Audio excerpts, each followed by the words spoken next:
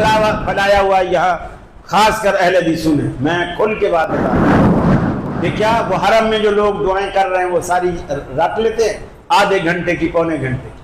اب پونا گھنٹہ پہلے لوگوں نے تراویاں پڑھی، اب وطر ختم ہونے کو پونے گھنٹے کی وطروں میں دعا کر، بیچ میں فلسطین، چیچینیا، بھوسینیا، کشمیر، پتہ نہیں کیا کیا اس میں، وہ تو عربی ہیں، وہ عربی اپنی بنا رہے ہیں اور آپ اس کو یاد کر کے سنا رہے ہیں، وہ بھی غلط کر رہے ہیں، آپ بھی غلط کر رہے ہیں۔ سجدے میں کیا اردو میں دعائیں کی جا سکتی ہیں؟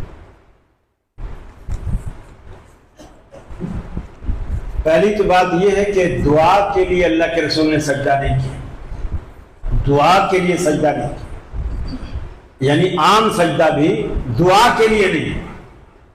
آپ دعا کریں فقیر بن کر اللہ کے آگے ہاتھ اٹھائے، رو رو کر، گڑ گڑا کر، سچے دل سے اللہ سے مانگے۔ جو نماز والا سجدہ ہے، نماز سوائے عربی کے اور عربی میں بھی ان دعاؤں کے جو اللہ کے رسول نے پڑھی ہیں، آپ کچھ نہیں کر سکتے۔ یہ فساد پھیلایا ہوا یہاں خاص کر اہل حدیثوں نے، میں کھل کے بات بتا رہا ہوں کہ کیا وہ حرم میں جو لوگ دعائیں کر رہے ہیں وہ ساری رکھ لیتے ہیں آدھے گھنٹے کی، پونے گھنٹے کی؟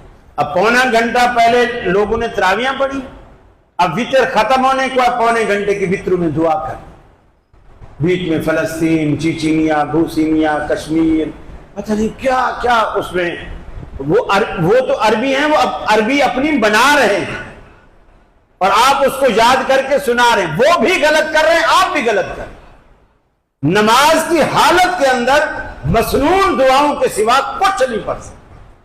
ہاں یہ الگ بات ہے کہ وہ مسنون دعا ہو، لیکن اللہ کے رسول نے وہ دعا اتحیات میں پڑھی ہو، آپ کو وہ دعا سجدے میں پسند آ رہی ہے، رکوع میں پسند آ رہی ہے، آپ ایسا کر سکتے ہیں، لیکن دعا وہی اختیار کریں جو مسنون ہے۔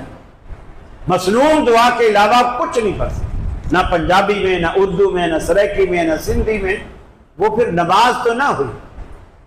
نماز جس چیز کا نام ہے وہ رسول اللہ کی دعاؤں کے ساتھ۔ جی